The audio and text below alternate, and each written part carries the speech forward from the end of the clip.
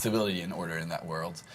And but you start as a prospect, so you haven't been accepted in the order yet. You're a scrub. You start as a scrub. Yeah, and you're going to face a series of trials to ensure that you're worthy of becoming an Absolver. Awesome. Okay, well, I know we have some gameplay footage here. What are we looking at? We're just starting the game from the beginning? This is, we're showing here a quick demo of co-op gameplay, exploring the game world, and seeing the combat gameplay.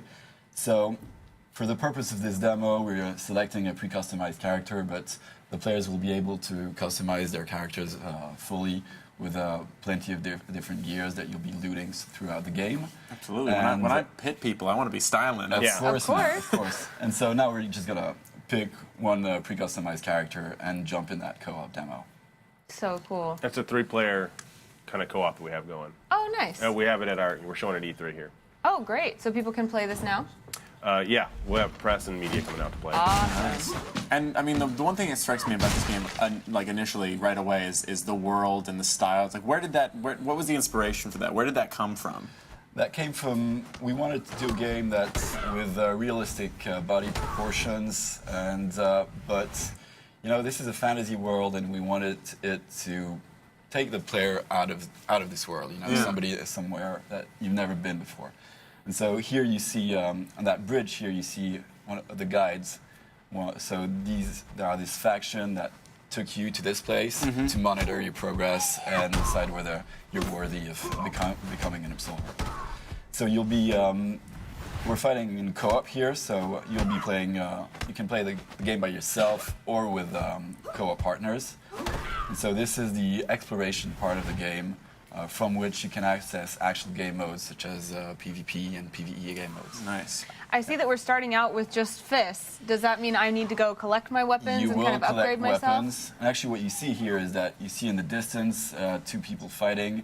So as you move in the game world, as I was saying, you'll be encountering other players, and sometimes they're in the distance like these, and you can't meet up with them. Yeah. But you know, maybe a bit further down the road, you'll be able to join forces with them. I like that you just happen to run into people who are fighting to the death. Like, hey guys, I'm just on ADB. All right, cool. Just passing by. Yeah, cool. It's a tough neighborhood. I'm so glad just looking at this. The you know, just the melee combat is super compelling, because in video games, it's how people, like how humans were meant to fight, but we didn't get it right in video games until right now. It's like, it's always so infuriating when games do not do punching correctly. Like, that's all we've ever been doing, and it's never compelling. That's what struck us when we saw it. It was just like this smooth cinematic, like dodging, moving, and he can talk more about it, but the flow to the combat's amazing. We certainly have been focusing on getting these punches and kicks in correctly. You know, you get a real feeling of impact when your blows connect, and that was important for us. What goes into that process for people who don't know what it's like to develop video games? Or is there something cool happening? Yeah, this is a couple of things, game mechanics we want to talk about here. Cool. Which is what we call flowing attacks. So when you're just attacking regularly, you see a green stamina bar in the upper left corner. There's this little gauge filling up, and you need to actually hit your blows in the correct timing, as you see here, and so he turns golden. And so in this game you shouldn't button mash. You know, it's all about timing, execution. So even when you're in the middle of a battle under pressure, you gotta know your attacks, be in the good flow, and because these flowing attacks allow you to chain attacks faster, stun your enemy longer. Here we're seeing special ability, because every character can choose and learn a combat style. There's a variety of styles to choose from, and each style has a special ability.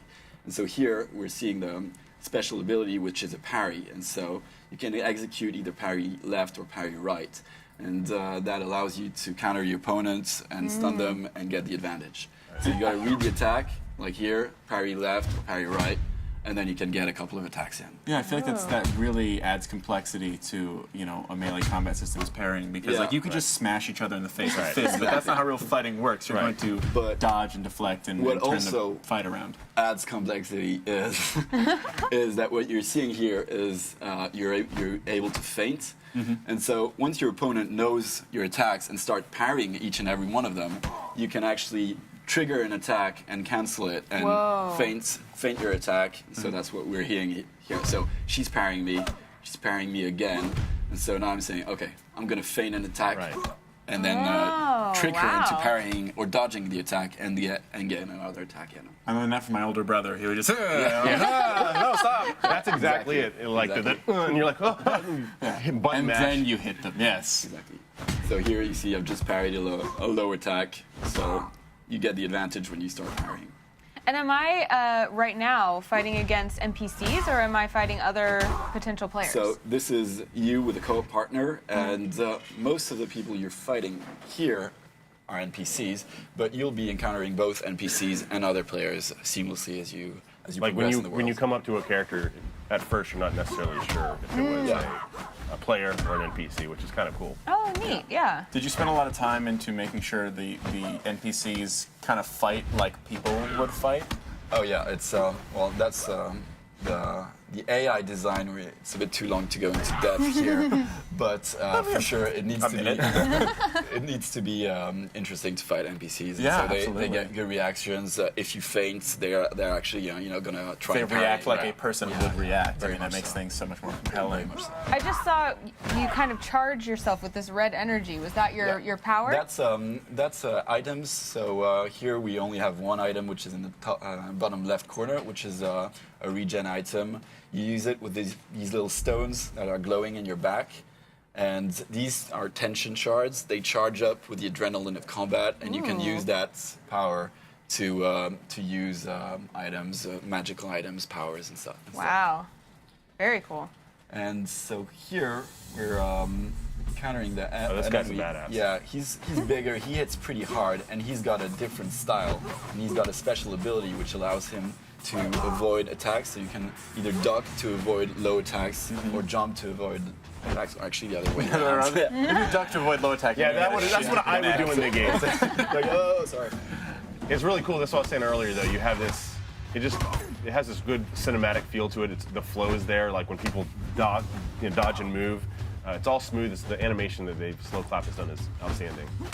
And so here, we're actually gonna see this this avoid from up close. Like, boom, he's avoided you. You see this ghost appearing, and well, 2 against 1. Friendly fire is on, as you can see. Don't kick your friends You in can the kick your face. friends in the neck. Exactly. I never learned that as a kid. I didn't have many friends. And so I'm learning to counter different abilities of different Exactly. types of enemies. And so here you're walking around in the world, and you happen to encounter another player, and so you don't know what's going to happen, but he tells me to come in. So okay, he wants to fight. Let's fight. This guy obviously didn't see what you did to the other guy. He was like, this is gonna be easy. It's fine. I got this. But you can, trade. You can make friends. You don't necessarily have to fight with other players you meet. And this guy didn't make the good decision because it's 2 of us. It's only him.